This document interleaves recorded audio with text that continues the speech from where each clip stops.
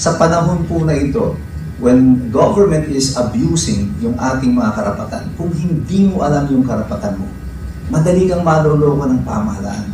They can manipulate the mainstream media, social media, and feed us with basura ng mga impormasyon to control the narrative and also yung mindset ng mga mamamayan. Ganito ang ginagawa sa ating mga Pilipino sa kasalukuyan.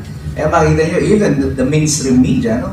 Silent sila sa mga issue ng katiwalian dito sa mga malalaking mga politiko sa bayan. Tapos, ang mga hina-highlight nila, yung mga, halimbawa na lang, yung 18 Marines, for example, hindi mo sila na, except for Jessica Soho, wala akong nakita ng ibang mainstream media outfit na nag-interview sa kanila.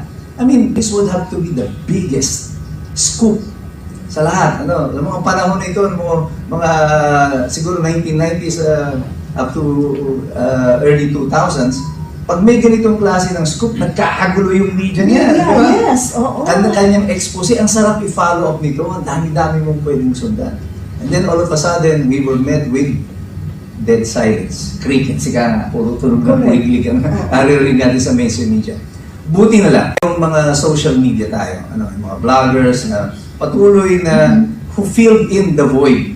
Sa panahon po na ito, when government is abusing yung ating mga karapatan,